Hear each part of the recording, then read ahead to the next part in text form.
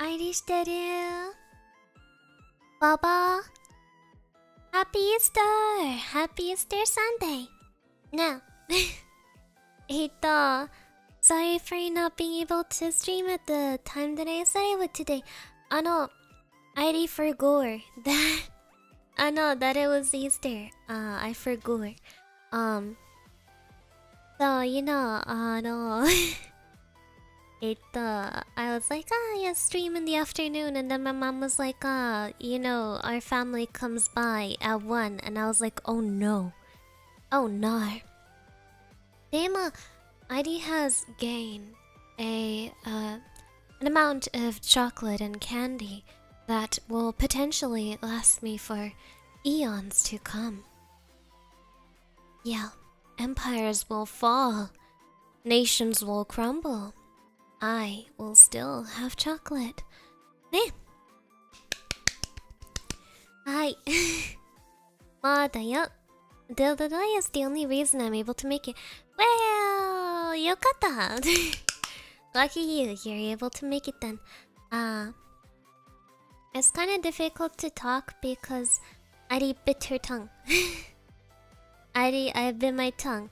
So now my tongue is a little bit swollen and it's hard to talk. Demo.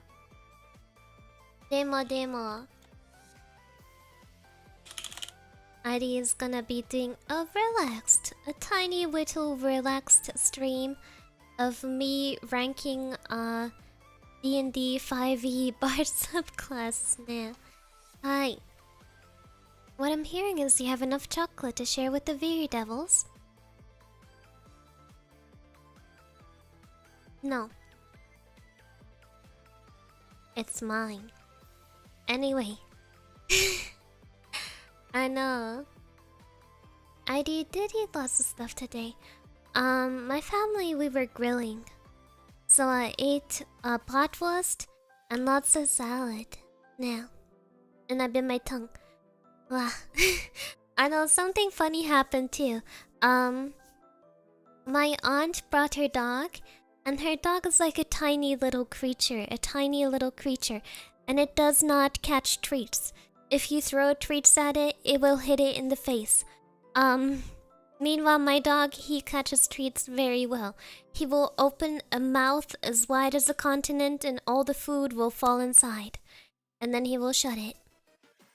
Oh, arigato! Thank you so much, Black Claw! Thank you for 1 month of membership, arigato ne! I just tell you, cute little devil, happy to see you. Happy to see you too now. Demo. So my grandma was feeding both the dogs and like she'd throw like a slice of cheese at my dog and he'd go like, oh, and he ate it. And then she would throw like a little piece of cheese at the mini dog and it would hit it in the face. And my uncle would be like, no, she doesn't catch food. But my grandma kept accidentally doing it because she couldn't remember it because, like my dog catches it, so she was kind of just doing it instinctively, and that little dog got so many pieces of cheese just in its face. It's not like he got hurt, but it was so funny. I know. Yeah. And at one point, we were all like laughing when she did it the second time. And my uncle was like, oh, look at the little creature, he got cheese on his face and we're laughing at him, which made me laugh even harder. Nah. Hi. So that was Airi's Easter celebration, yeah. I know, but we're not here to talk about my Easter celebration. We are here to talk about Bard colleges. My favorite. Yeah. We're only gonna talk about like the main ones, not from Unearthed Arcana. So the ones we're gonna be ranking is Creation, Eloquence, Glamour, Lore, Spirits, Swords, Valor, and Whispers. Now, Did Small Doggo enjoy the cheese? Yes. Small Doggo was a stomach with legs. Also, thank you so much. Wait, normally I can't read that, but I'll run it through Google Translate just for you. Amate, that's a sticker though, so that's just your name. Wait. ちょっと待ってください。あ、よー。えあ、ありがとうございます。私は日本語上手ですね。ねえ。Yes, I answer Japanese donos very well. Very, very well. Anyway, what qualifies me to do this stream? The main part is that I now know more about D&D combat than I did before. Because I have watched so many of those like top level 1 spells, top level 1 uncommon broken magic items. So many of those videos.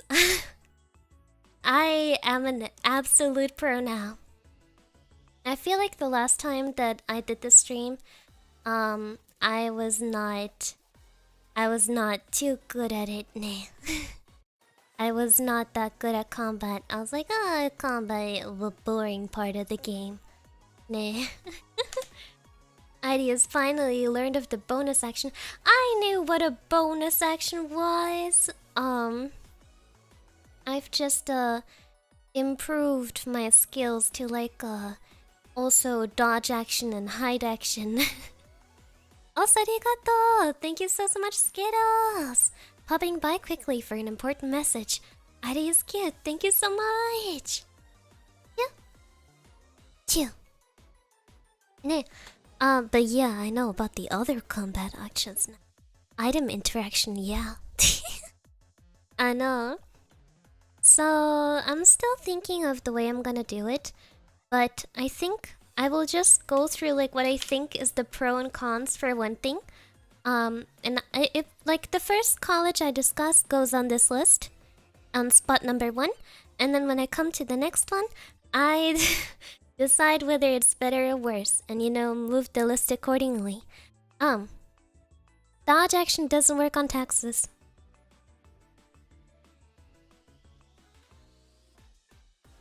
Limzard.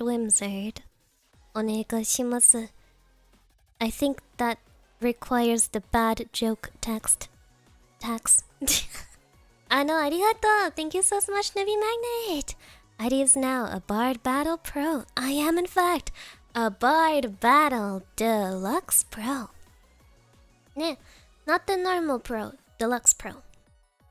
Let us start with College of Creation. I will once again read the flavor text just for you. Bards believe the cosmos is a work of art, the creation of the first dragons and gods. The creative work included harmonies that continue to resound through existence today, a power known as the Song of Creation. The bards of the College of Creation draw on that primal song through dance, music, and poetry, and their teachers share this lesson. Before the sun and the moon, there was the song, and its music awoke the first dawn. Its melody so delighted the stones and trees that some of them gained a voice of their own, and now they sing too. Learn the song, students, and you too can teach the mountains to sing and dance. Dwarves and gnomes often encourage their bards to become students of the Song of Creation, and among Dragonborn, the Song of Creation is revered, for legends portray Bahamut and Tiamat, the greatest of dragons, as two of the song's first singers. Ta-da! Nah. Oh, my 3-year D&D campaign is ending on Wednesday. What do you mean you're excited? What do you mean you're excited? Airi would be crying if something that was running for that long came to an end. Oh my gosh, I would cry. Let's go through the abilities. Ability at level 3, Motive Potential. When you join the College of Creation at 3rd level, whenever you give a creature a Bardic Inspiration die, you can utter a note from the Song of Creation to create a tiny motive potential, which orbits within 5 feet of that creature. The mode is intangible and invulnerable, and it lasts until the Bardic Inspiration die is lost. The mode looks like a musical note, a star, a flower, or another symbol of art or life that you choose. When the creature uses the Bardic Inspiration die, the mode provides an additional effect based on whether the die benefits an ability check, attack roll, or saving throw, as detailed below. Ability check. When the creature rolls the Bardic Inspiration die to add it to an ability check, the creature can roll the Bardic Inspiration die again and choose which roll to use as the mode pops and emits a colorful, harmless sparks for a moment. Attack roll. Immediately after the creature rolls the Bardic Inspiration die to add it to the attack roll against the target, the moat thunderously shatters. The target and each creature of your choice that you can see within 5 feet of it must succeed on a Constitution saving throw against your spell save DC or take thunder damage equal to the number rolled on the Bardic Inspiration die. Saving throw. Immediately after the creature rolls the Bardic Inspiration die and adds it to a saving throw, the mode vanishes with the sound of music, causing the creature to gain temporary hit points equal to the number rolled on the Bardic Inspiration die plus your Charisma modifier. Alright. Airi reads this D&D manual ASMR when... oh gosh. Ma. Ito. So that was a lot to get through. Basically... Bardic die made better by Moat. So it seems here that this effect is only limited by the amount of Bardic Inspiration dies that you can give out, which is good, because you don't like using extra stuff just to give Bardic Inspiration. Otherwise, the ability that would have been totally useless. But this is fine. I wasn't too impressed by the attack roll ability. Because, well, Constitution saving throw, quite common. Most enemies are pretty good at it. And the thunder damage, I guess it might be good when it comes to like a small group of enemies densely grouped together at low levels. But if you think about it, like, for example, you have a level, oh my gosh, I have to think, like a level 9 bard, like you're pretty far into the game, that ability becomes pretty useless. I know, because like the max you can roll in that die would be an 8. Does it say to add your Charisma modifier to that damage roll, yay or nay? Let's see. Nope, just the number on the Bardic Inspiration die. So the maximum amount of damage would be 8 to a single target, which at mid to high levels, not that much. Only if it fails the saving throw, because if it succeeds, it does no damage. And that is like at the very highest you can roll. Like, the lowest is 1. And like you're gonna get somewhere in the middle, like 3 or 4. So, not bad. Demo, not like an ability that you would choose the class for. I feel quite similarly about the other two. The ability check one, I feel like is the most useful. Because it essentially gives you advantage on the Bardic Inspiration die, which I think would do very, very well for very difficult skill checks. So, it's quite viable early in the game and late in the game. Imagine you have to pick a very difficult to pick lock as a level 1 character. You might not be able to, but if you roll really well on the Bardic Inspiration die, could be possible. Meanwhile, when you get to higher levels, some skill checks are really out of this world. Like, imagine telling your DM, I want to seduce the dragon.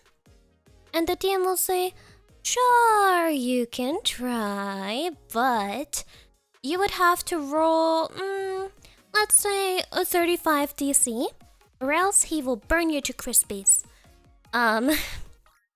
Most characters wouldn't be able to do that even with a nat 20. But if you can stack enough buffs and enough bardic inspiration die, maybe it's possible. It goes from something impossible to something that has a slight chance that it might happen.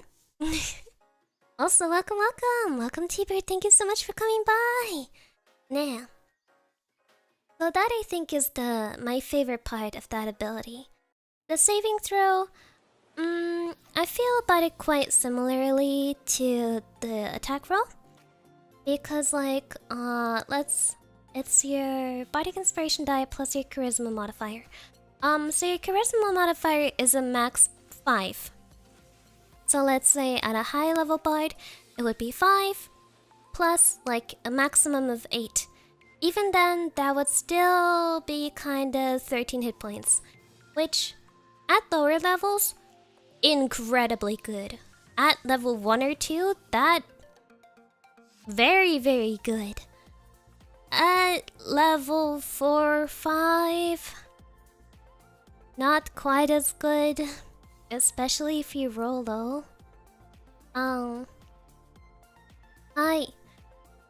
It's good. It's good. I especially like it for the ability check. Like, getting advantage on your bardic inspiration die is cool. So I say, it's good. Demo, not the best I've seen. My favorite bard class still has something better. Ne. Also, arigato! Thank you, Spinel. Heidi, I'll be in lurk mode today. Have a flower. Oh my, thank you. You brought me a flower, and yet I have nothing in return. Well, I hope you will accept a humble chew. No wait, I winked with the wrong eye. You couldn't see it, but I promise I winked. Someone in my game rolled a 39 stealth check with bardic inspiration the other day. Yeah, that is very possible. I really like it. Recently, Airi has gotten into just like building random characters on D&D Beyond. And I make very good bards. I make the bestest bards of the bards. I know. I built a level 9 bard who has a plus 13 to persuasion and deception. If it was an eloquence bard, that means she could not roll lower than a 23, which I think is pretty cool. Nah. I know. But yeah, the bardic die ability, good rating. I rate it a 3.5 out of 5. 3.7 out of 5. Okay, fine, I'll give it a 4 out of 5. Next up, Performance of Creation. Also at 3rd level, as an action you can channel the magic of the Song of Creation to create one non-magical item of your choice in an unoccupied space within 10 feet of you. The item must appear on a surface or a liquid that can support it. The GP value, which is gold, of the item can't be more than 20 times your bard level, and the item must be medium or smaller. The item glimmers softly and a creature can faintly hear music when touching it. The created item disappears after a number of hours equal to your proficiency bonus. For examples of the items you can create, see the equipment chapter of the player's handbook.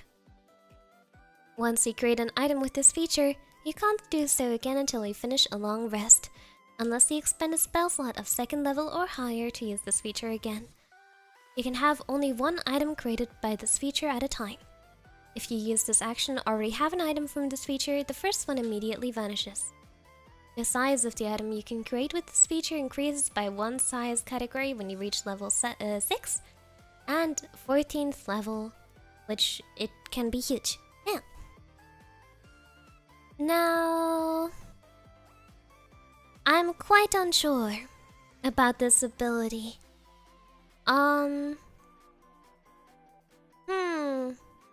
Because I'm relatively sure that there are other spells in the Bard spellbook that can substitute this. Let me give it a look. Bard spells. Give me Bard spells. Bard spells. Because if something is very easily substitutable, I wouldn't choose the thing. For example, with prestidigitation, you can create a small trinket. Like, for example, if you're locked in a cage and you've seen the key for it, you could use prestidigitation to make a copy of that key. It's a small, non-magical trinket that fits in your hand. Good enough. So, for anything that's small enough to fit in your hand, you can do it with prestidigitation, as long as you only need it for 6 seconds. Which I think is good for a lot of uses. Especially because prestidigitation is just a cantrip. You can cast it 5 million times in a day if you want to. Meanwhile, this is a once-in-a-day ability. So for anything palm-sized, prestidigitation. For anything you only need for a short time, prestidigitation. For something you want to distract an enemy with, minor illusion. If you need it to be bigger, just like major illusion, I guess? I'm thinking of what else you could use this for. I know, does anyone have an idea how to use this thing?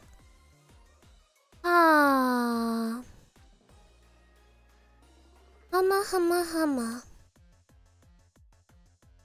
I'm trying to think of a way where it would be useful in either roleplay or combat. I guess Airi's first thought would have been to, like, use it to make fake stuff to sell it and get cash money for free. But you can't do that. Because,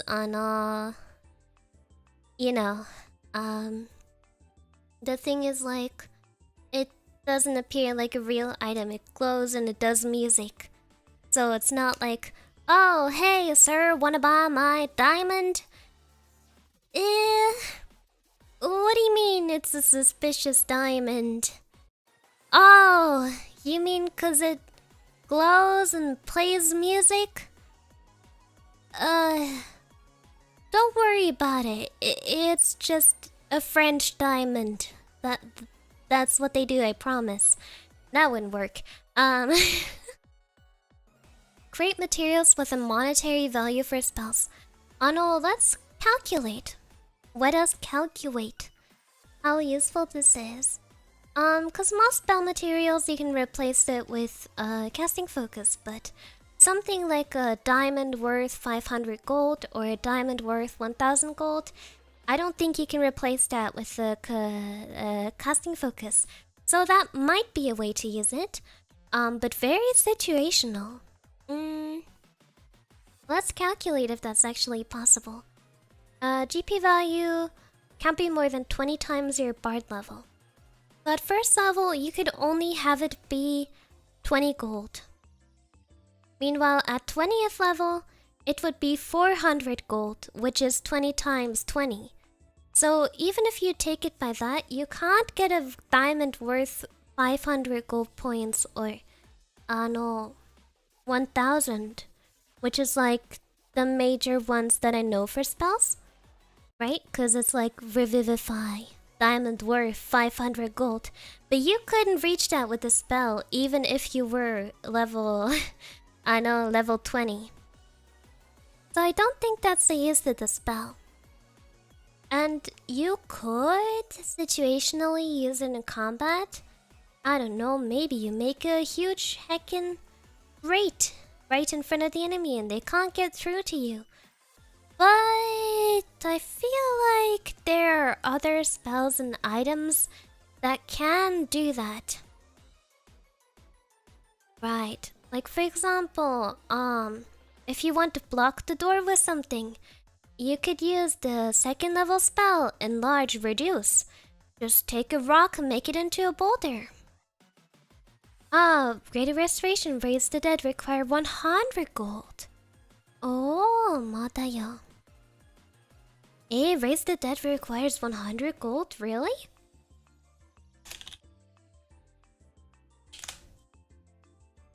Am I?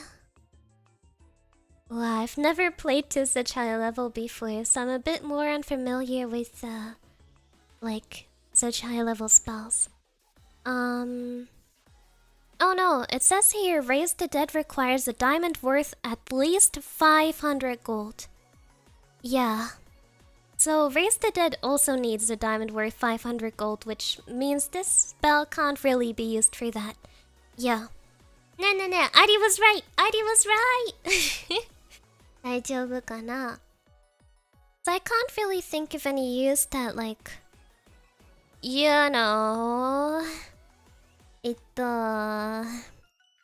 can't be substituted with a relatively low level spell. So I don't think it's that useless. I'd rate it like a 1.5 out of 5. I really can't think of a way to use it. Meanwhile, performance. Oh wait, no, I already did that. Animating performance. By 6th level, as an action, you can animate one large or smaller non-magical item within 30 feet of you that isn't being worn or carried. The animated item uses the dancing item stat block, which uses your proficiency bonus. The item is friendly to you and your companion and obeys your commands. It lives for 1 hour until it is reduced to 0 hit points or you die. In combat, the item shares your initiative count, but it takes its turn immediately after yours. It can move and use its reaction on its own, but the only action it takes on its turn is the dodge action unless you take a bonus action on your turn to command it, or to command it to take another action. That action can be one in a stat block or some other action. If you're incapacitated, the item can take any action of its choice, not just dodge. When you use your Bardic Inspiration feature, you can command the item as part of the same bonus action you use for Bardic Inspiration. Once you animate an item with this feature, you can't do so again until you finish a long rest, unless you expend a spell slot of 3rd level or higher. You can only have one animated item by this feature at a time, and you know, yada yada, if you use it again, the other one dies. Be our guest, be our guest. Kinda like that. Ma. Let's see here. AC 16, fine. Speed 30. Immunities. Got a bunch of immunities because it's an item.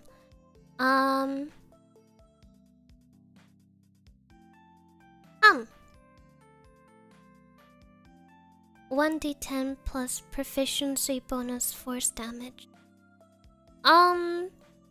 So my level 9 bard has, I think,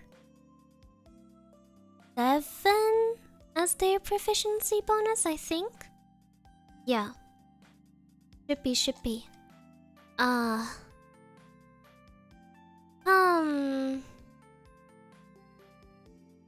Okay, spell attack modifier to hit, not bad. Not bad. Demo for a level 6 feature. Let's look at the hit points. 10 plus 5 times your bard level. So at level 6 where you gain this feature, it would have 40 HP. Also, welcome! Welcome, Zircon! Ito. Hi! This stream today will be so long. I've been at it for half an hour, and I am not even, I am barely through the first one, so prepare to be here for a while, everyone. Oh no. Yeah, this will be the longest stream ever on my channel. And the worst part is, not that many people who watch me will be able to understand it. So, ごめんね. Everyone who watches Airi but does not understand TNT, please just treat this as Airi talking you to sleep ASMR. Nerd girlfriend rants to you about something you don't understand ASMR. Ne. I know, Airi would be happy if you could see it that way. はいはい。I'm just here to hear you lull me to sleep. Yeah, that's fine. And yay, Nerd Alia. Nerd Alia. Did I honk? Did I honk today? I am not a goose. I am not Alia. Did you hear me honking, huh? まあ、大丈夫かな? Nerd ID, good. Good correction, Ma. I caught you. I caught you. でも大丈夫かな? Anyways. ID still appreciates you watching my streams, even if you're doing something else at the same time. Makes my views go up. Where was I? Still at animating performance. 40 HP creature. And that's at the lowest level you can cast it.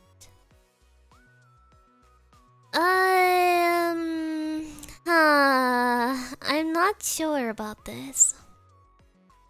Cause on one hand, actually no, it can't. Okay. So my thought process was like, even if it doesn't have like, even if it doesn't have that much damage, it could like, be useful in combat, like have it block off enemies, have it flank. But it can't provide flanking because it's an object. It can't flank. So it can't flank. If it can't flank, Airi doesn't like it.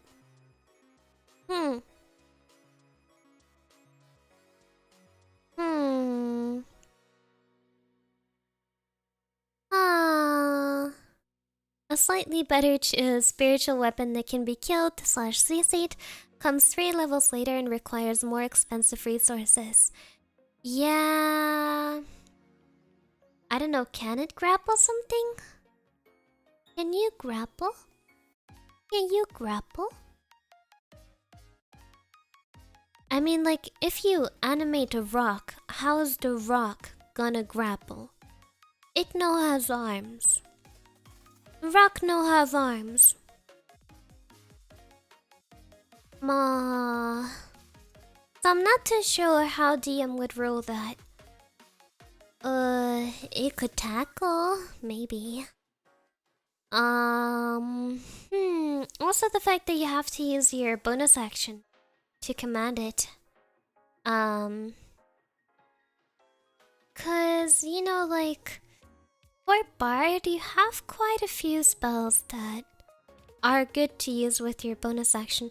The only good thing is that you can also command it while using your Bardic Inspiration, because at least then you can do that as a bonus action. Animate a rope or chain for grappling. Ooh.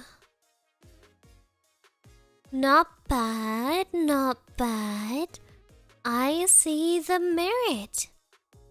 Honestly, yeah. I agree with that. I do see that. Having a rope that can fly around the battlefield, just, grappling, tying up people. Airi in general is a fan of Ropes tying up people, demo. I guess that would be pretty useful in battle now. I concur, I concur. And the HP is pretty good.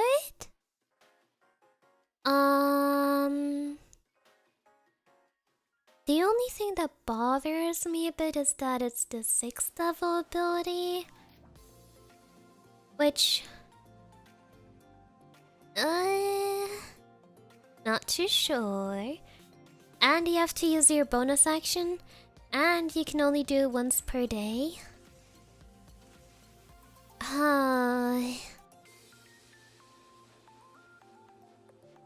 Humma. But I guess it's pretty useful. I give it a 3 out of 5. Airi has given it a 3 out of 5. Finally, Creative Crescendo. At 14th level, you use your Performance of Creation feature. You can create more than one item at once. The number of items equals your Charisma modifier, minimum of 2 items. If you create an item that would exceed that number, you choose which of the previously created items disappears. Only one of these items can be of the maximum size you create. The rest must be a small or a tiny. Mate. Mate da yo.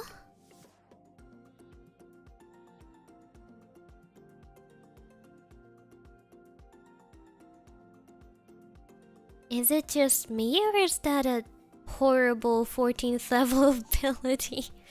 Nande? Is Airi misreading something here?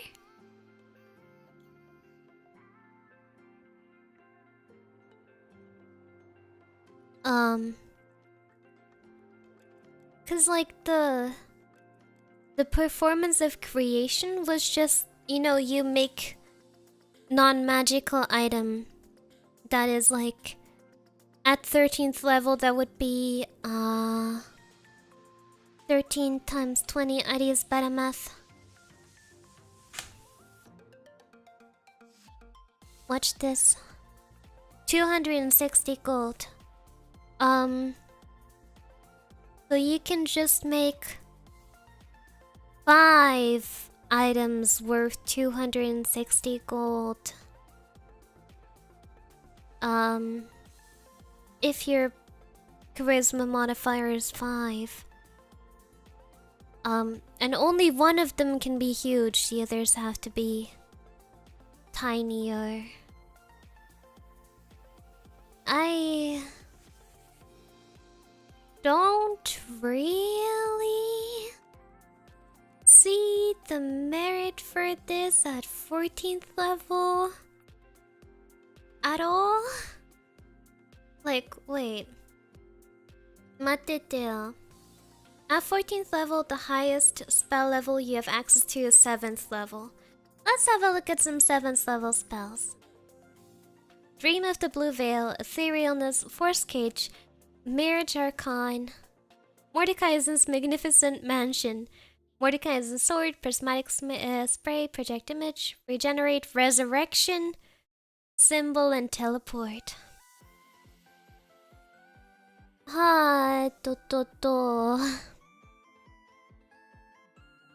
So you can like... you can resurrect a creature that's been dead for 9 years. And also you could make 5... I don't know, nobles outfits.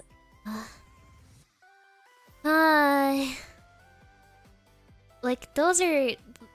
the level 14 is very, very late in the game. Most campaigns do not get to level 14. And that's the ability you get? Like, oh, I am a god now. I can revive people, rip them from the grasp of death, even if they've been gone for many, many years. And finally, during my practice of the teachings of the Bard, I've reached the ability to create not 1 loot, not 2 loot, 5 loots, I can make them. And it's not even like animated loots or anything, it's just normal items that you can't sell. Nuh-uh. I can see, no matter how much I think about it, there's no way this is a good yeah. For comparison, illusionist wizards can make their illusions real at this level. Guys, I can make 5 diamond chairs now. Yeah, sure thing, Steve. Wizard creates the dragon. Yeah, that's what it feels like. That's such a whack 14th level ability. That is, that gets 1 flute out of 5 flutes. I know. So far, creation is in first because we haven't done anything else yet. Oh my gosh, we've been at it for an hour and we've only gotten through 1 college.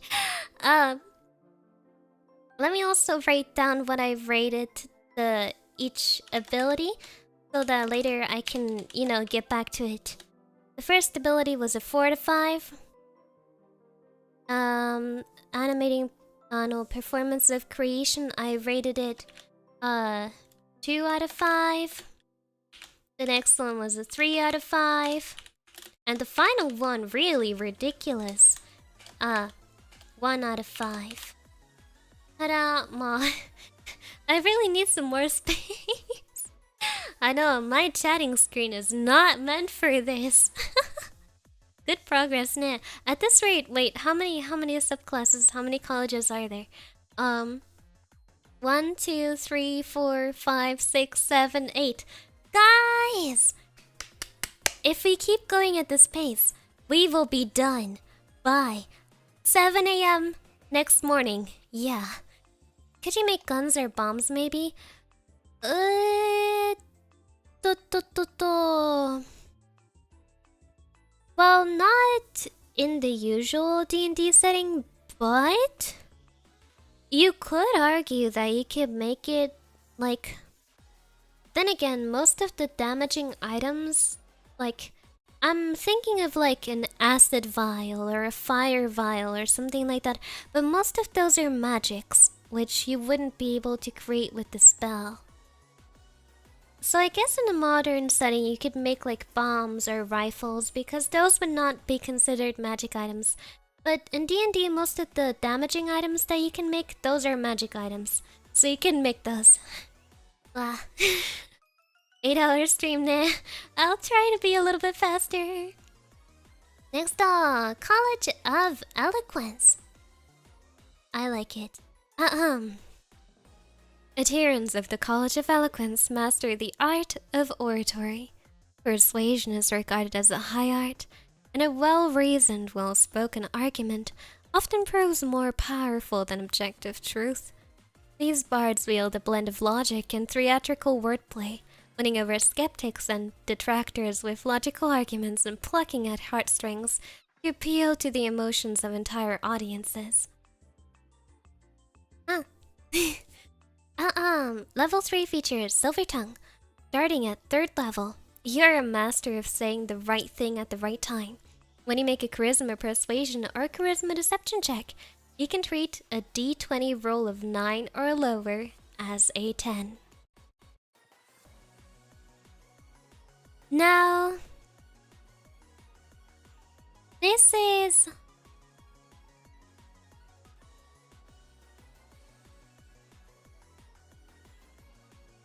heckin' incredible. I cannot explain in words how good this feature is, and it is a 3rd level feature. At 3rd level, I think the usual bard would have about like a +7 to persuasion or deception maybe. With that feature, the lowest you can ever roll, even if you roll a nat 1, is going to be a 17. At lower levels, that is already crazy. Oh, Mr. King, sir. Ah, you caught us sneaking through here? Nar, ar, ar. Eh, nande? I rolled a nat 1? Just kidding, it's a 10. It's still 17. Good, but you could still hypothetically roll inside higher than that.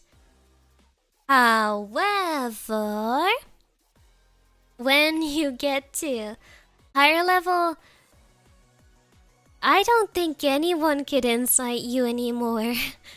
I know.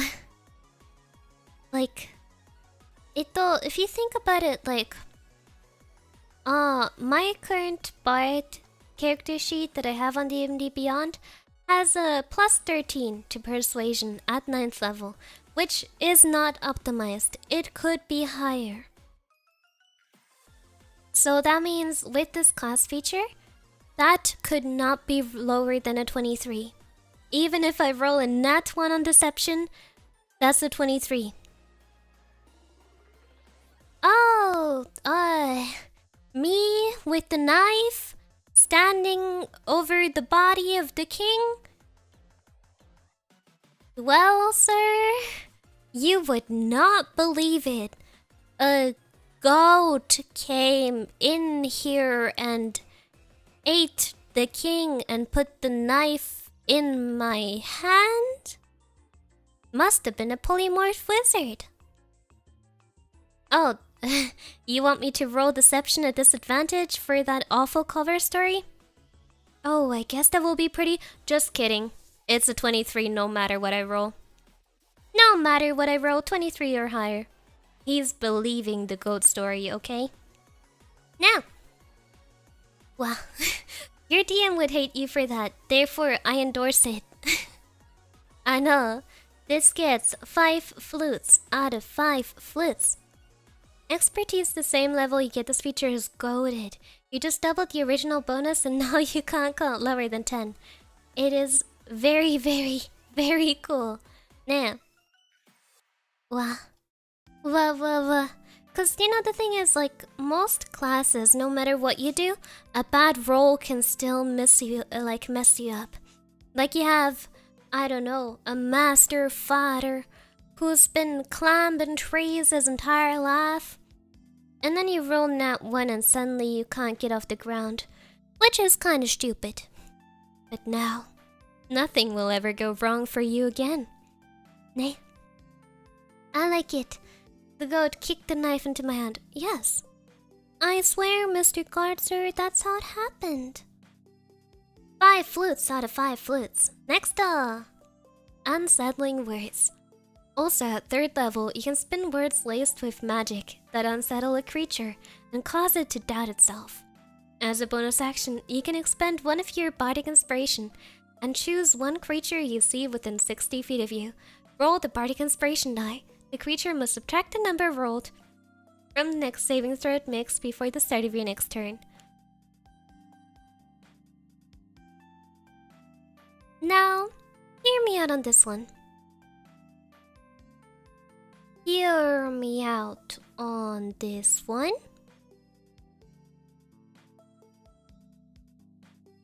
Blink, blink.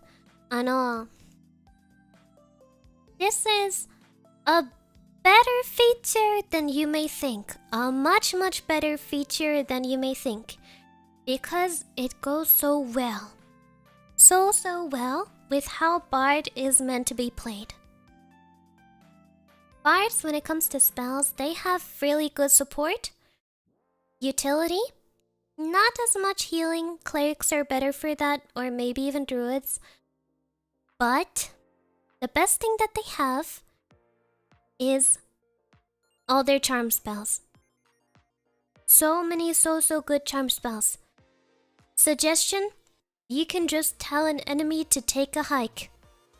Wait, how long does suggestion last? Does it last for 8 hours? Let me check. Suggestion. Up to 8 hours, yeah.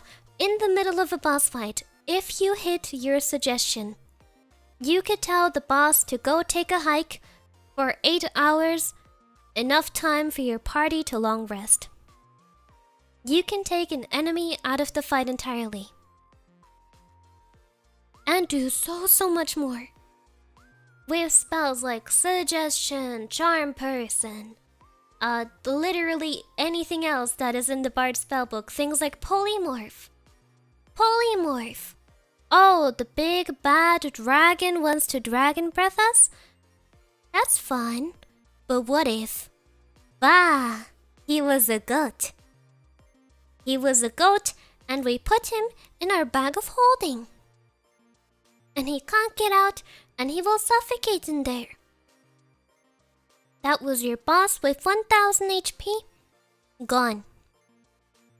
These kind of spells are the kind of reasons that, you know, big bosses have like mythic resistances and super high saving throws.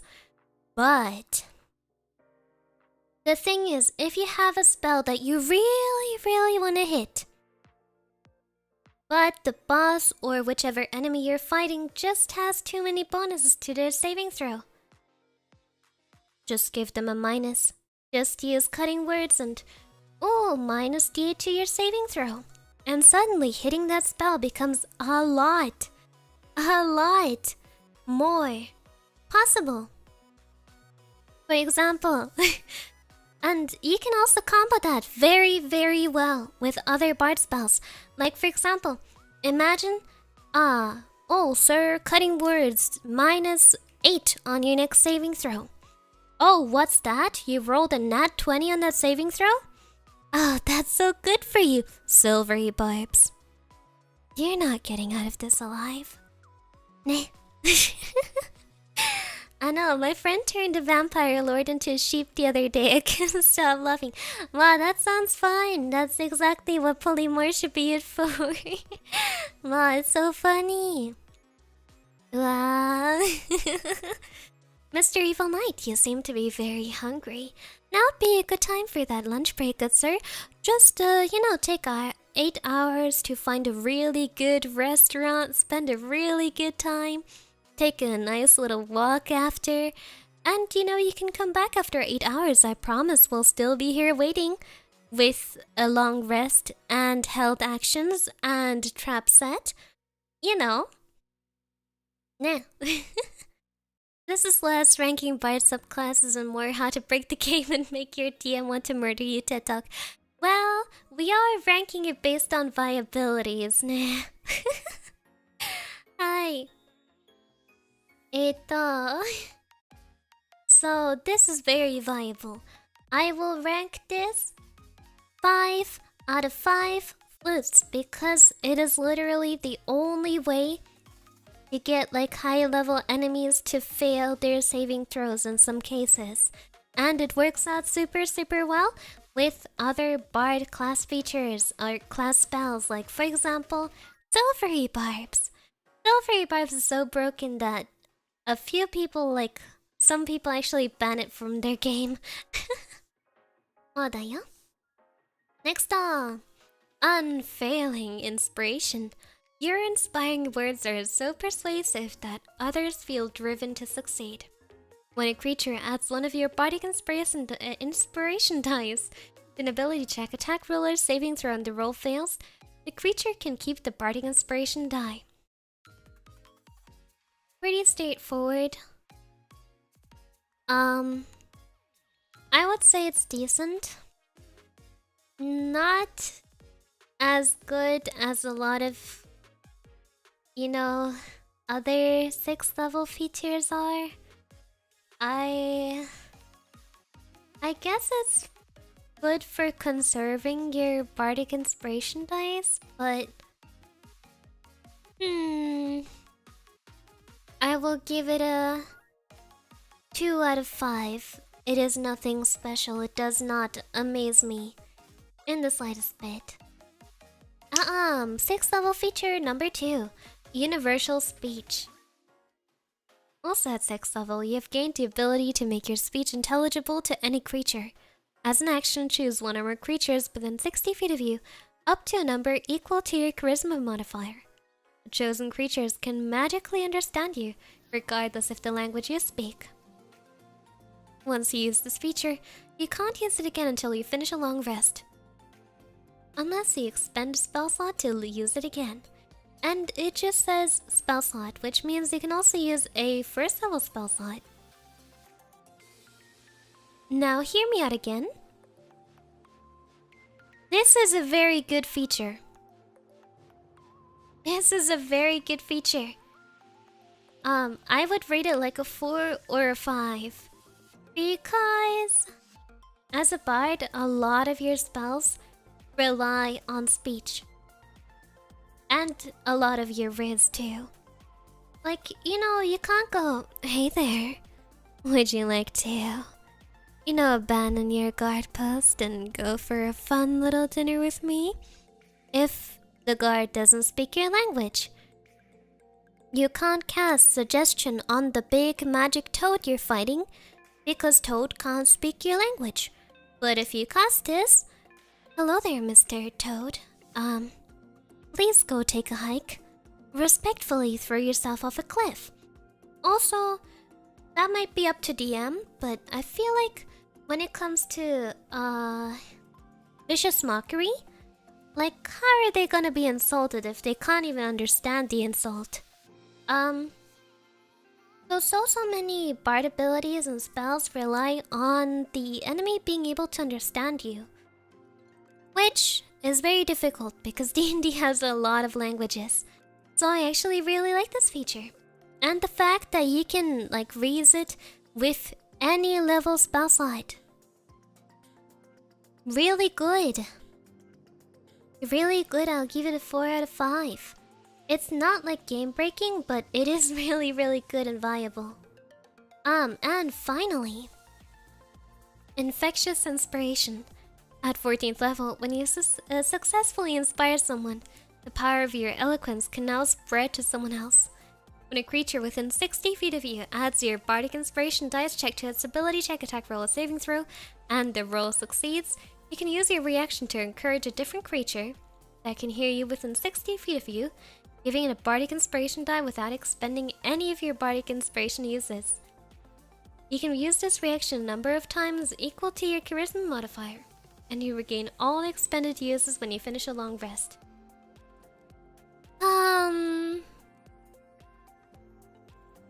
Now,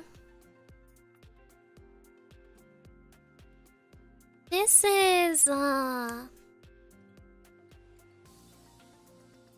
not too sure about it.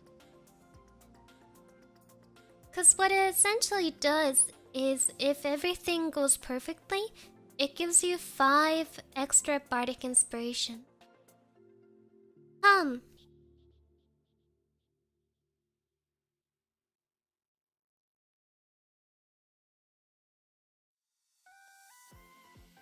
Not that bad.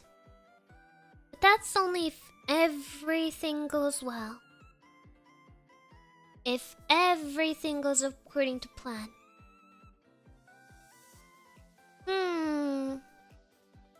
Which in D&D things rarely ever go according to plan. So let's say on average you can get like, I don't know, 3 of those in average combat.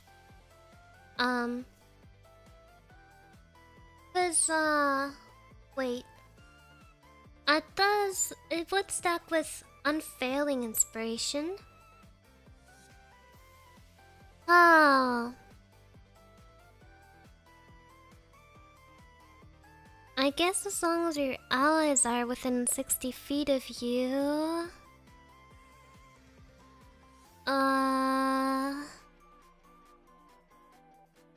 Yeah, I think the only thing that would prevent it would be the people being spread too far apart.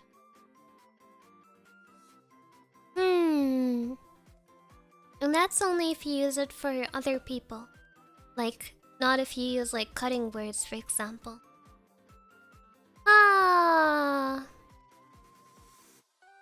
I like it. I'm not sure whether to give it a 4 or a 3. No.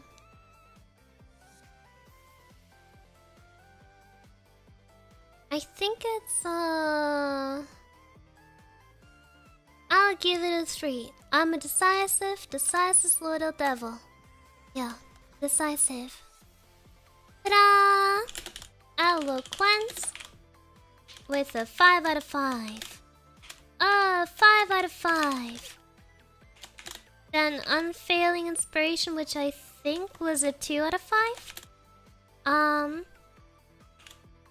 Then You Understand Languages. And then the final one, which I think I gave a 3 out of 5. Ta-da! Eloquence, it even has one more feature than Creation.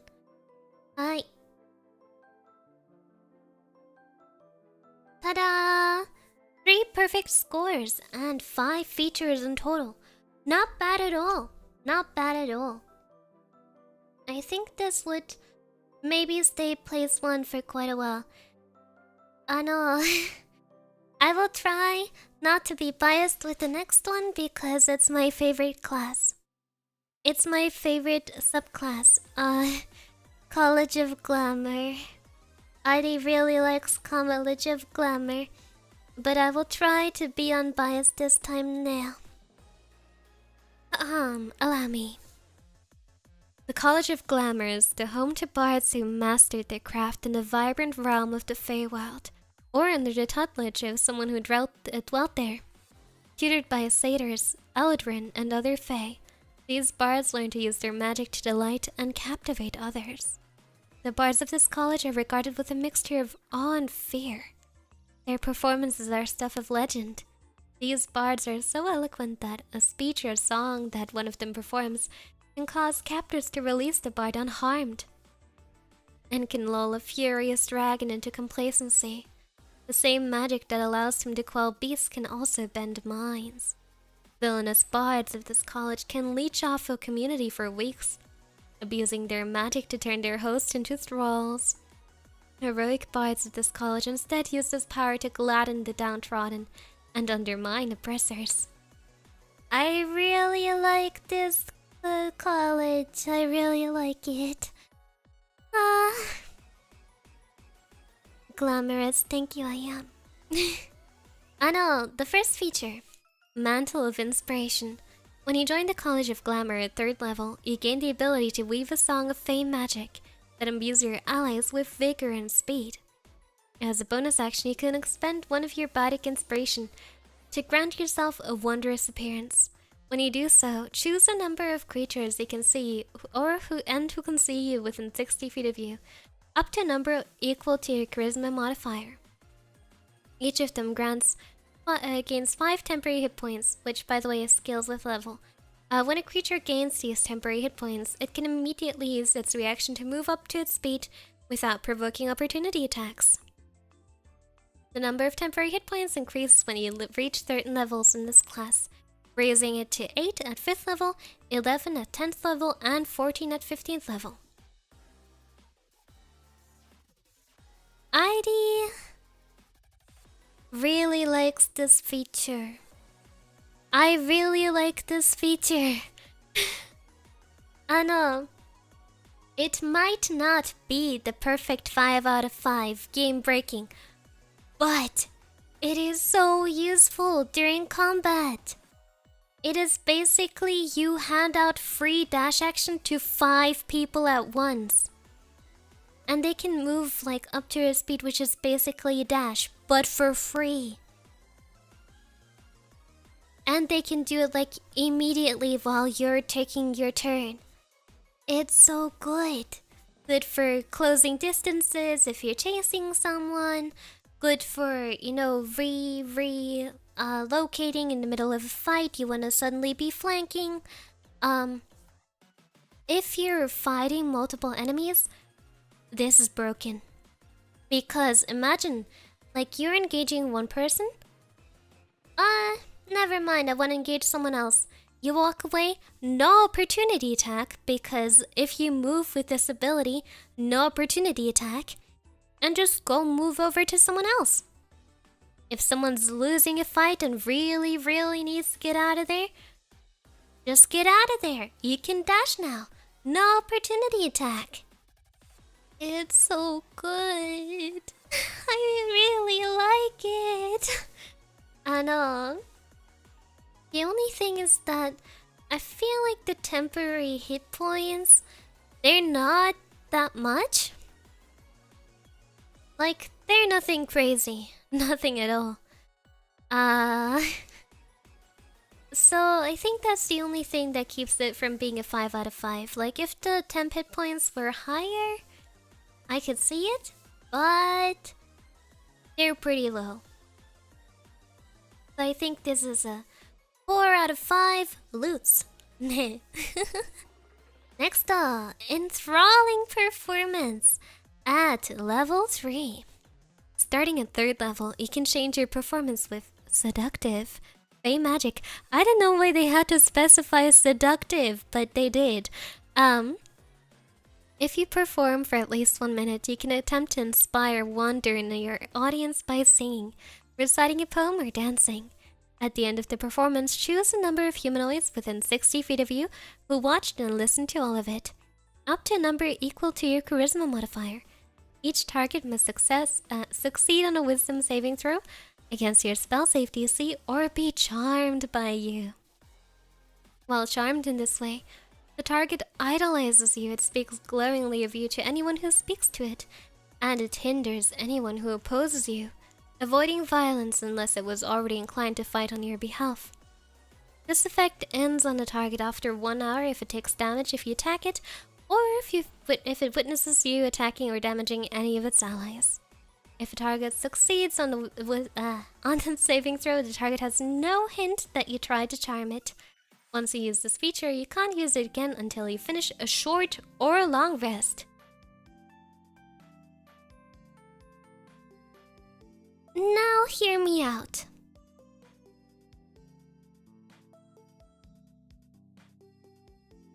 Listen here. Not usable in combat, because like combat goes so fast, you will not be able to perform for a minute straight. Probably not. Demo. Out of combat, broken. Broken ability. You need money? Street performance. Hey you, noble, give me your wallet. What do you mean you won't give me your wallet? Okay. But, have you considered? Please give me your wallet. You like my song, right? So, you can just hand it over. I only need a couple of gold coins. Huh? Oh, you want to give me your money? Thank you. Wow, you're so kind. Anyway, give me whatever information or whatever else I need. Nah. It's so good. It's so good. And the thing is, Ma, it works basically like Friends or something similar, but probably even better. And the thing is also, like, Mate tayo, handing over wallet. I know. Oh my god. Wow, thank you so much, sir.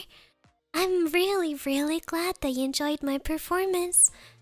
Arigato ne. No refunds, by the way. Ma dayo. Arigato, thank you.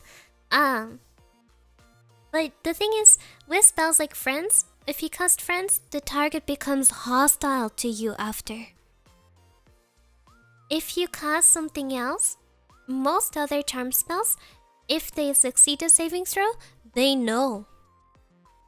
They know it was you. Which makes the vast majority of charm spells much less viable.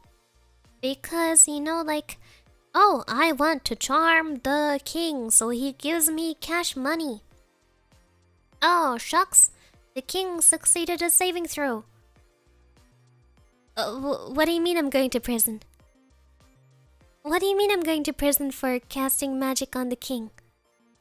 Oh no. That is what is likely to happen, so you can't really rely on it when it comes to situations like that. Very non-viable. And the thing is, I know other spells, they require like verbal, somatic components, yes. So you have to like wave your hands around and cast the magic words. And you can't really do that sneakily. Like, you can't secretly charm someone when you're going bibbity boppity, you now love me. Bibbity boppity, you now love me. And they'll be like, what? Are you casting a spell? And you're like, no, that's just how I talk. But with this, you're casting it sneakily. Because you don't have to do any other spell components than just playing music. Which is a normal bard thing to do. Bards do this thing. And even if they succeed, they don't know that you tried to charm them. It is the one, the only, the absolute safest bard charm in the world. And it's 3rd level, and it recovers with only an hour of rest. Can you believe it, ladies and gentlemen? I can simply not believe it. 5 loots out of 5 loots. Now, まだよ. Next Mantle of Majesty. At 6th level, you gain the ability to cloak yourself in fey magic that makes others want to serve you. As a bonus action, you cast Command without expending a spell slot, and you take on an appearance of unearthly beauty for 1 minute, or until your concentration ends, as if you were concentrating on a spell. During this time, you can cast Command as a bonus action on each of your turns without expending a spell slot. Any creature charmed by you automatically fails a saving throw against the command you cast with this feature. Once you use this feature, you can't use it again until you finish a long rest.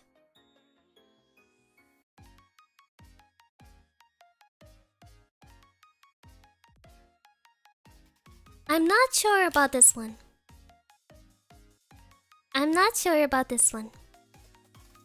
Airi played Glamour Bard during the campaign that she played with her high school friends.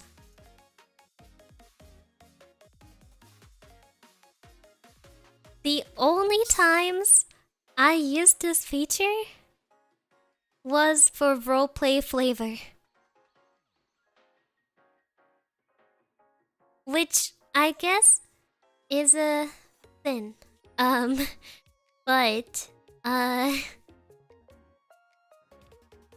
well,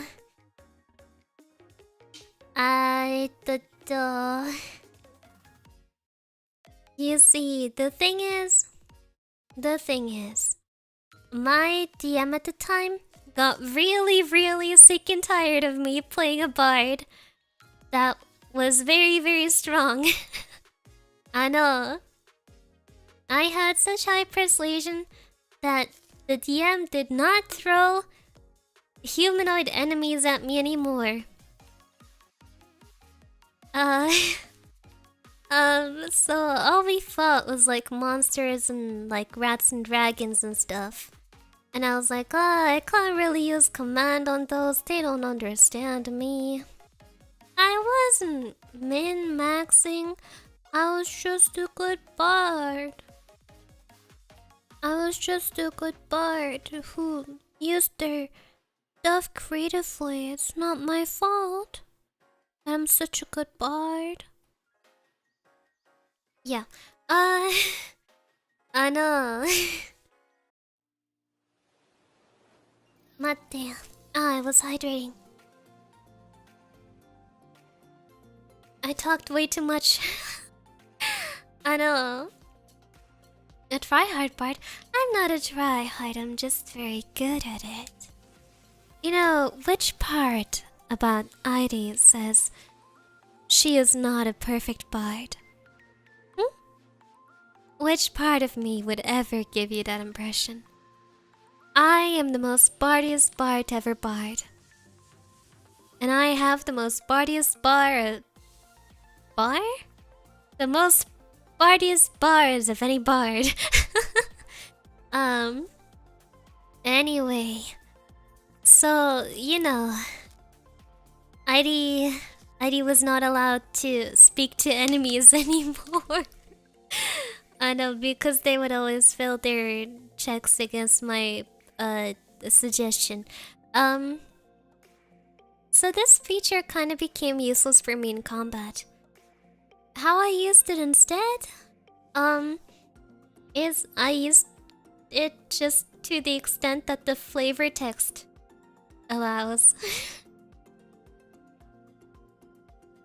I know, I used the ability just for the flavor text, which is that you take on an appearance of unearthly beauty, and I would just use it like, oh, we're walking into the party, well, guess who's pretty? Oh, we're about to be hanged? But I'm pretty. Oh.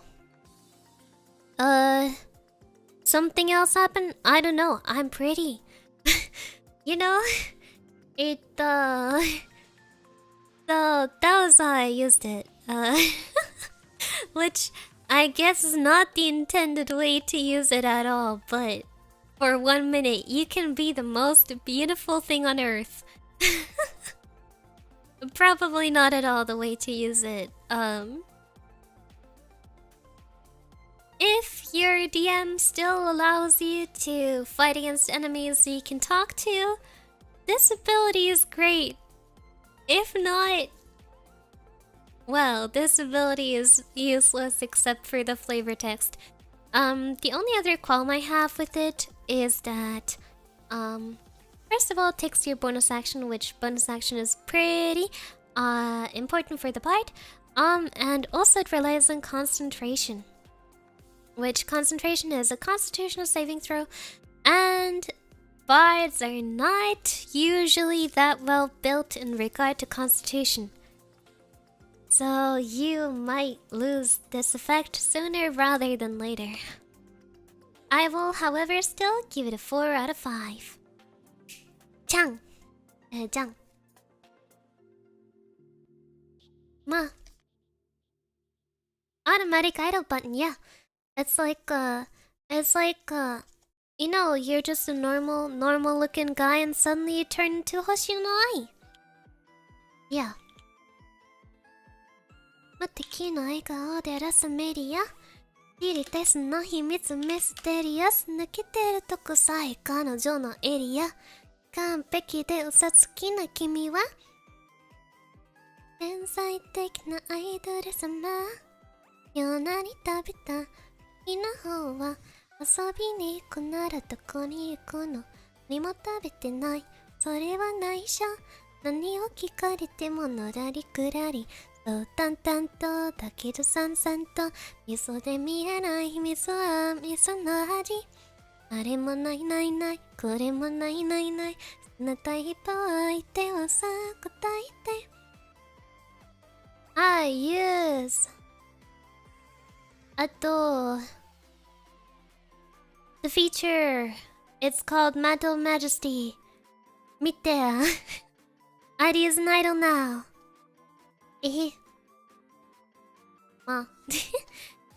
also takes up space for important spells that you could have up. True, a lot of good bard spells rely on concentration, so you gotta be a little bit selective with what you concentrate on. Nah. Only surprising part about Airi singing during bard stream is that it didn't happen earlier. Yeah. To be fair, Airi is not a very good bard singer. Like, well, it was the first D&D experience I ever had when I played in that campaign. I wasn't that good at it to begin with, but like the DM went like, oh, you said you'll sing a song. What kind of song is it? Sing it for us. And I was like,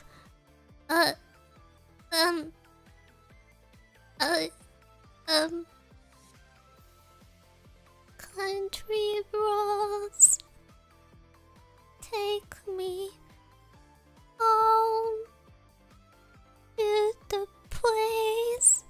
It's okay, Eddie, you can stop. And that's how it went. まあだよ。まあだよ。ね。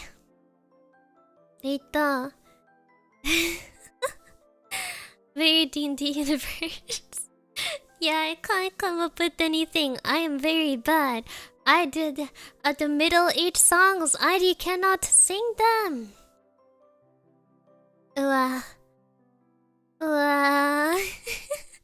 Imagine hardcore karaoke with Airi. Ma, that would be pretty cool. But Airi is very bad at Old English. Damn, huh? Well. The final feature. Unbreakable Majesty. At 14th level, your appearance permanently gains an otherworldly aspect that makes you look more lovely and fierce. In addition, as a bonus action, you can assume a magically majestic presence for 1 minute or until you are incapacitated. So this one, not concentration, which is good. For the duration, whenever a creature tries to attack you for the first time on a turn, the attacker must make a charisma saving throw against you. Against your spell save DC. On a failed save, it can't attack you on its turn, and it must choose a new target for its attack or the attack is wasted. On a successful save, it can attack you on its turn, but it has disadvantage on any saving throw it makes against your spells on your next turn. And it recovers with a short rest. That is insane. That is literally insane. If we consider this on a power scaling level, this is literally an S rank power, like that of Goku or Naruto. Wadaya. It's super good because, you know, bards rely a lot on concentration spells. So that means that, you know, you can be like, don't hit me, and they won't hit me. Which is very good, because then you won't lose your concentration on your important spells. And like, I know, saving throw DC for Bard can be insane. The level 9 character I have on D&D Beyond has a DC 20 saving throw. A DC 20 saving throw. So an enemy would have to get a 20 charisma saving throw, which, by the way, charisma saving throws are more rare than, like, let's say, for example, constitution or dexterity. So enemies are likely to be worse at it. And you know, things like beasts or monsters, they don't have riz. They got literal L-riz. So they're not gonna get that 20, which is really good. Really good. And even if they manage to hit you, you can just blast them with your favorite spell on your next attack, and they have disadvantage on their saving throw. Insane. 5 flutes out of 5 flutes. And, also, I like the flavor text. I too want to look more lovely and fierce. Madaya. You like Airi, but you would like Airi more if she was more lovely and fierce. Really good! And it's not concentration, so it doesn't go down even if you're hit. And you can also cast other concentration spells at the same time. Well deserved 5 out of 5. I know. I guess by the way I've been speaking about it, it's a higher rank than Eloquence.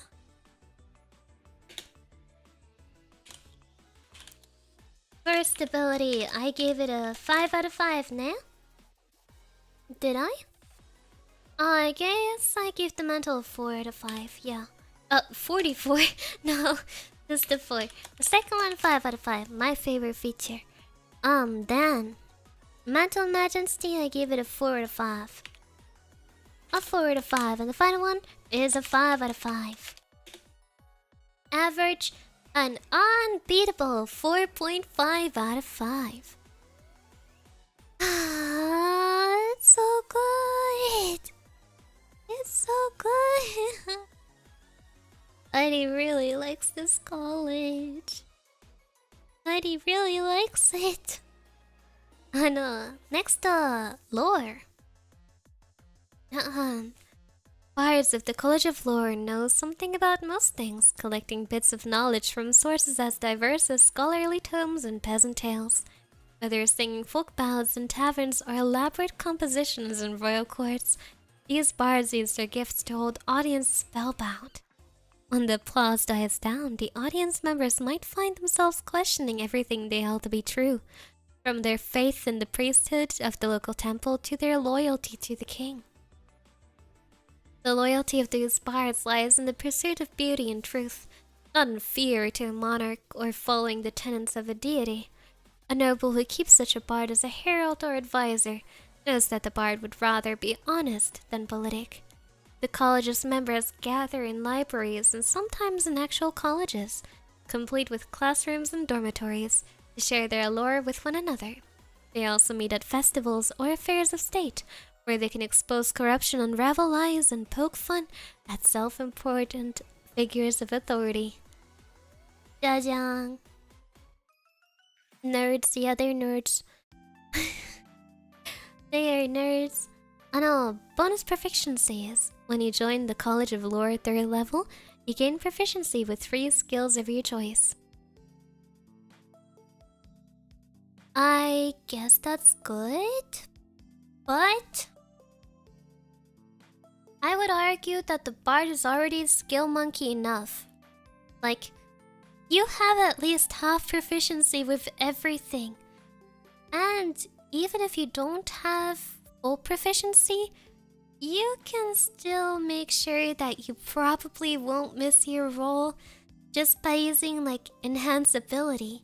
Even for things you don't have, you know, that for. I heckin' forgot.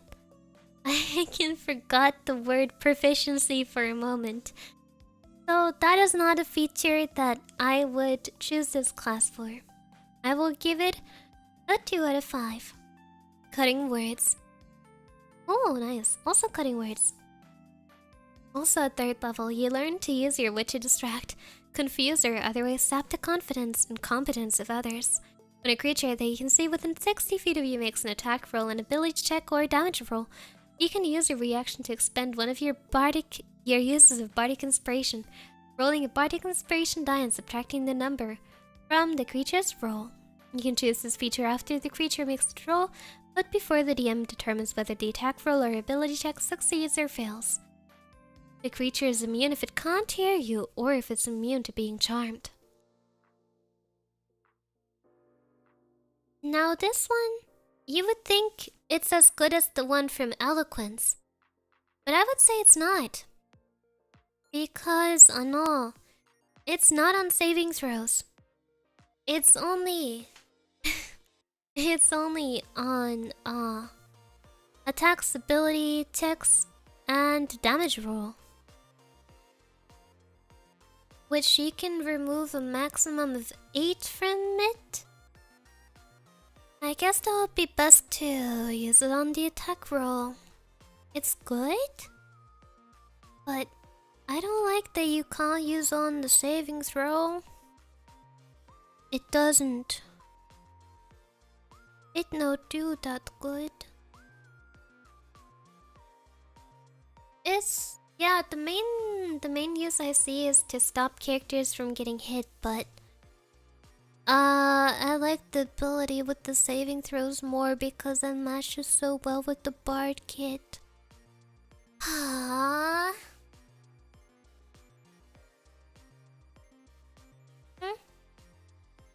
뭐다요?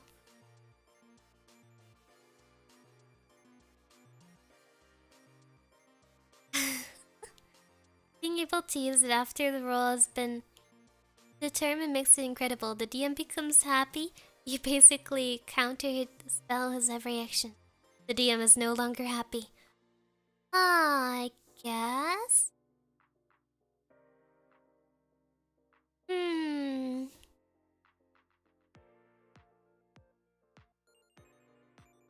I will give it a 4 out of 5. You have convinced me. But no higher than that it shall be, because I like the saving throw one more. Next up, additional magical secrets. At 6th level, you learn 2 spells of your choice from any class. The spell you choose must be of a level you can cast as shown on the bard table or a cantrip. The chosen spells count as bard spells for you, but don't count against the number of bard spells you know. Now, there's a question I got, which is, am I going crazy? Or do other bard subclasses get that too?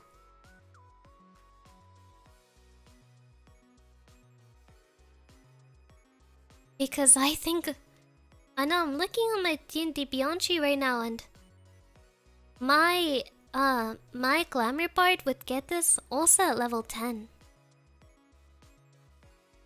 Which is, you know, also at like literally the same. Which is good in my opinion, but it doesn't compare to like the glamour and eloquence features.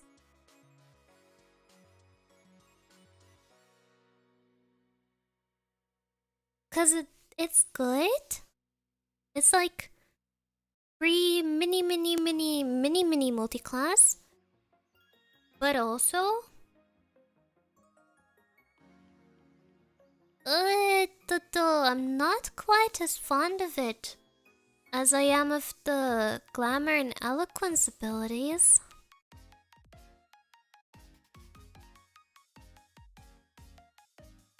Cause the thing is, with this one you get 4 magical secret spells. With other bards you get 2, and at a later level. So it's good. You get it earlier and you get more.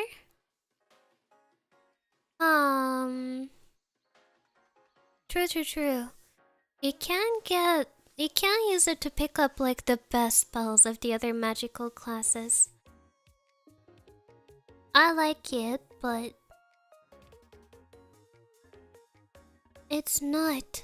It does not speak to my soul. I know.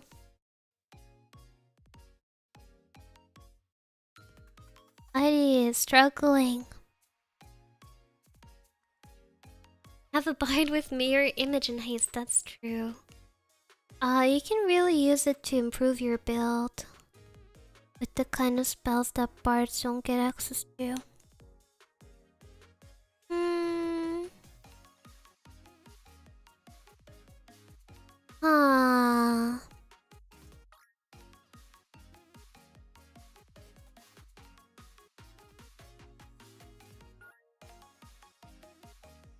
Oh, wakata. I wasn't considering the higher levels like 14 and 18 because I know Airi has never played that far.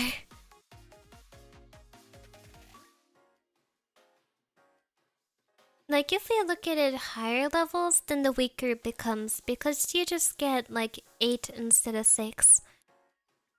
But if you only play to like level 6 or 7, which honestly most campaigns already in there, this might be your only way to get the additional magical secrets.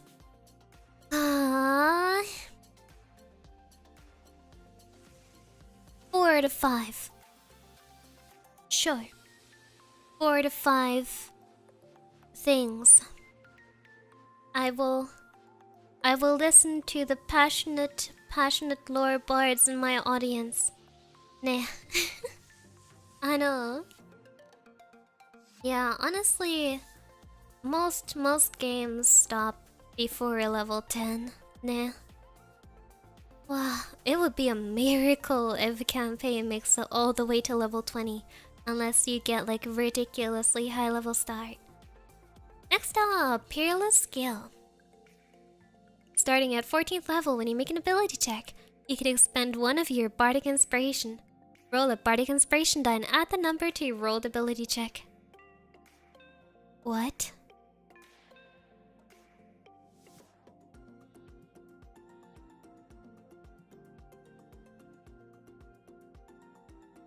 Am I reading this right? Is this just you get to give yourself bardic inspiration?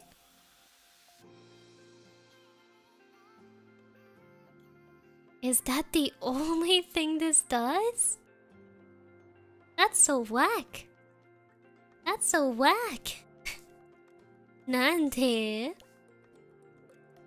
Like, oh, haha, now that I'm level 14, I get to add a D8 to my persuasion roll.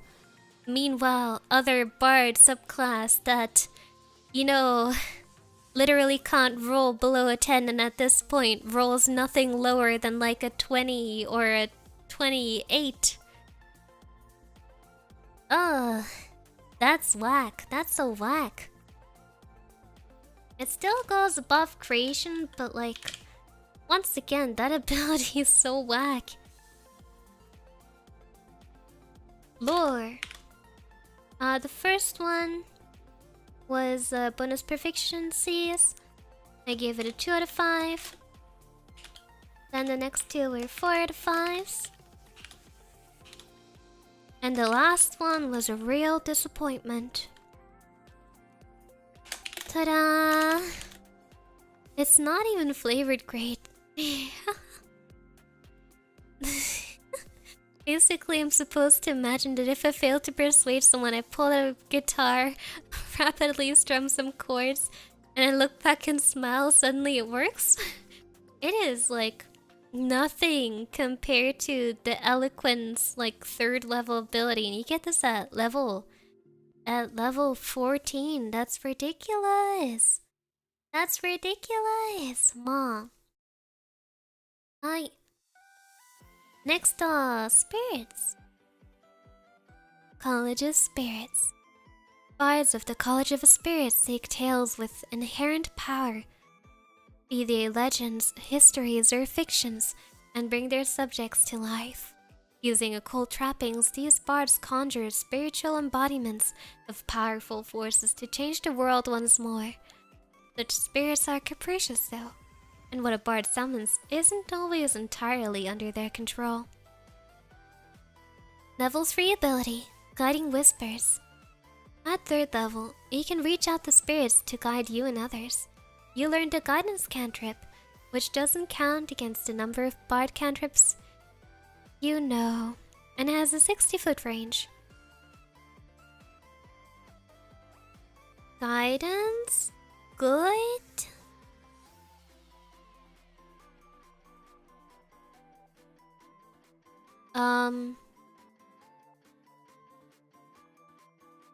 I like guidance. It's it is by far one of the best cantrips. It's like a mini bardic inspiration that you can spam 5 ever. No. Comment on Lore's 14th. It works on initiative and counter spell rolls. Ooh. Now, counter spell rolls I quite like that, but counter spell's pretty situational. I have not once been in a campaign where I got to have a counter spell or we ever fought a mage. So out of all the things you fight, probably won't get to use it that often as compared to some other bards like 14th level abilities.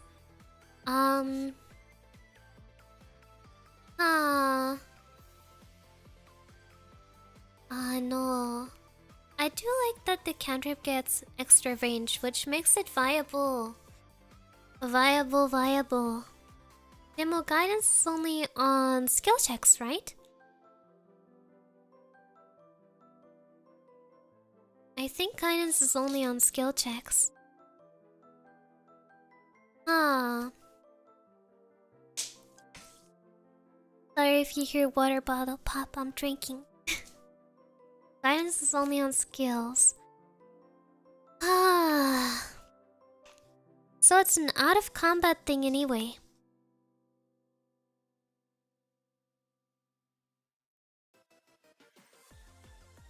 Is that the only level 3 feature?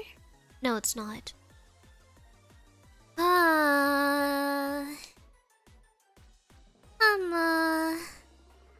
Oh, what? Oh, for real? Oh my gosh, this college gets 3. 3, 3, 3, level 3, level 3, ano. 3 level 3 things. Ooh, 3 level 3 featured. Wow. That's a lot. That's a lot. Wow. 3 level 3. Yeah, that's true. Like, I'm thinking also out of combat. The range increase doesn't really matter all that much. I will give this one a 3 out of 5. Next, Spiritual Focus. At 3rd level, you employ tools that aid you in channeling your spirits. Be they historical figures or fictional archetypes. You can use the following objects as spellcasting focus for your bard spells: a candle, crystal ball, skull, spirit board, or tarot card deck. Starting at 6th level. Ooh. Okay. So the 3rd level spiritual focus doesn't do anything. You can just use different spellcasting focuses. Okay. Ah.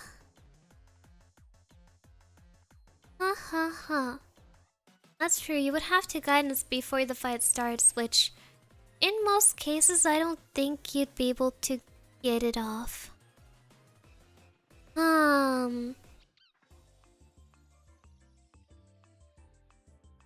So the 3rd level ability of this doesn't do anything, as far as I understood it. Starting at 6th level, when you cast a bard spell that deals damage or restores hit points through the spiritual focus, roll a d6 and you gain a bonus to 1 damage or healing roll of the spell equal to the number rolled. So you can add a maximum of 6 to either a healing die or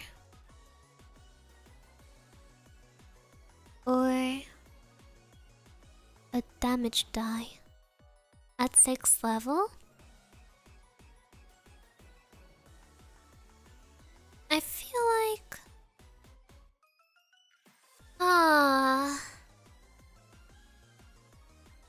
I mean, at least you don't have to wait. Do you have to expend your...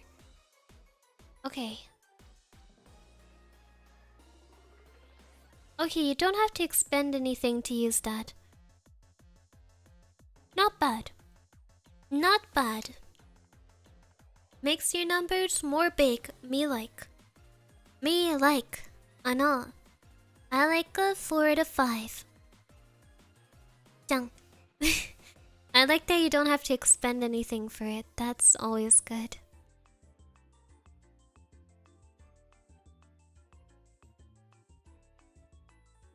Next up, Tales from Beyond. At 3rd level, you reach out to spirits to tell their tales through you. While you're holding your spiritual focus, you can use a bonus action to expend one of your bardic inspiration and roll on the spirit table. A spirit tales table using your bardic inspiration die to determine the tale the spirits direct you to tell. You retain the table in mind until you bestow the tale's effects, or you finish a short or long rest. I retain the tale in mind. You can choose an action. You can use an action to choose one creature you can see within 30 feet of you. This can be you to be targeted. To be the target of the tale's effect. Once you do, you can't bestow the tale's effect again until you rolled again. You can retain only one of those tales in mind at a time, and rolling the spirit table immediately ends the effect of the previous tale. If the tale requires a saving throw, the DC equals your spell save DC. And then there's 12 different tales. Tale of the Clever Animal for the next 10 minutes. Whenever the target makes an intelligence, a wisdom, or a charisma check, the target can roll an extra die immediately after rolling the d20 and add the extra die's number to the check. The extra die is the same type as your bardic inspiration die. Tale of the Renowned Duelist. You make a melee spell attack against a target. On a hit, the target takes force damage equal to 2 rolls of your bardic inspiration die plus your charisma modifier. So like for example 2d8 plus 5. The target and another creature of its choice it can see within 5 feet of it gains temporary hit points equal to a roll of your bardic inspiration die plus your charisma modifier. Hail of the runaway. The target can immediately use its reaction to teleport 30 feet to an unoccupied space. Whew, okay, many good results. But also unpredictable. Very wild magic bard. I think it's a good ability, but it really depends on what you roll. If you roll something that you absolutely don't need at the moment, kinda bad. But most of the ones here are good, so I'm kind of inclined to give it a 5 out of 5, honestly. I like it, yeah, sure. I'll give it a 5 out of 5. Honestly, I read through the entire table and none of them are ones that I'd say like, oh, that's not viable somehow in combat. I think it's useful, yeah. 5 out of 5. Drink. Next, 6th level, Spirit Session. At 6th level, spirits provide you with supernatural insights. You can conduct an hour-long ritual channeling spirits, which can be done during a short or a long rest using your spiritual focus. You can conduct a ritual with a number of willing creatures equal to your proficiency bonus, including yourself. At the end of the ritual, you temporarily learn one spell of your choice from another class.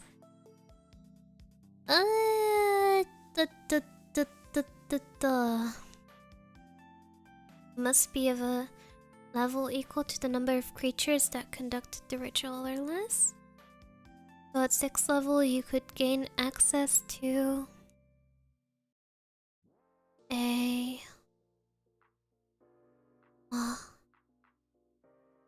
you could get a lot, but the thing is you have to be able to cast it. And it must be in the school of divination or necromancy.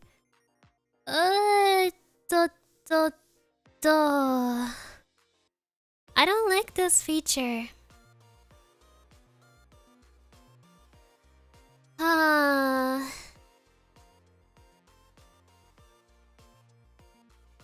Like, you can only use it, it's like basically like magical secrets, but only one spell. And it can only, like, it is limited to only 2 schools of magic. And you have to spend an hour to summon it with a bunch of people.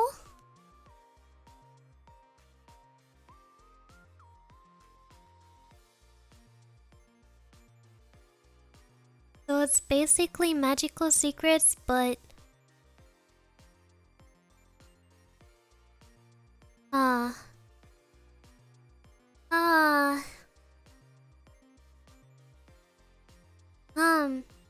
I feel like the fact that you have to devote an hour with tons of people to do it, if you want a high level spell,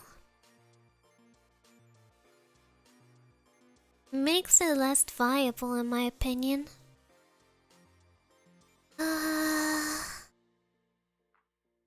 I'll give it a... I'm thinking whether to give it a 2 or 3 out of 5. I guess I'll give it a 3 out of 5. Sure, so far we have a 4 to 5, 4 to 5. A 5 out of 5 and a 3 out of 5. Next, Mystical Connection.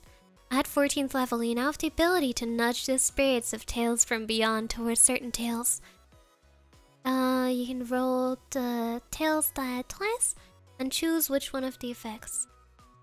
So that's just advantage on the tails table. I will give that a 3 out of 5? Yes, I like that. So that puts it above lore, below eloquence.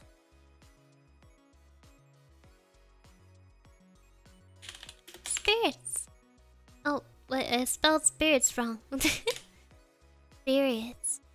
I know. I gave the first one, Guiding Whispers, a 3 out of 5. Then, actually, did I give it a 4 out of 5? I don't remember. The next one I give it a 4 out of 5. Well, I should really write this down as I'm doing it. Then the next one, the Tales from Beyond, I give it a 5 out of 5. And then Spirit Session, I gave it, I think, a 3 out of 5 now? Still, I think it should be lower. It should be a 2 out of 5. I don't know, I don't really see it that much considering the requirement to do it. And then Mystical Connection, I give it a 3 out of 5. Still, third spot, not bad, not bad. Airi's vocal cords are starting to get a little bit raw. I know. I've been going for almost 2 hours now and I got way too excited yapping at the start. So I feel like I might have to continue this tomorrow because I still have 3 subclasses left and I can barely keep my voice without chugging water every 2 seconds. I know. Yeah, Airi got too excited and yapped too much. Too much. I have poor, weak vocal cords. I know. Nemo, I'll see you tomorrow for episode 2 of whatever this stream is, ranking part 5e subclasses. Nah. I'll see you tomorrow then. Please look forward to many fun games this week. Nah. Airi Steru, thank you so much for I know, spending my 6 months anniversary week with me. Airi was happy to spend it with you. And I'll see you guys tomorrow for part 2. Airi Steru, ba. Ciao. I am lovely and fierce. Hehehe.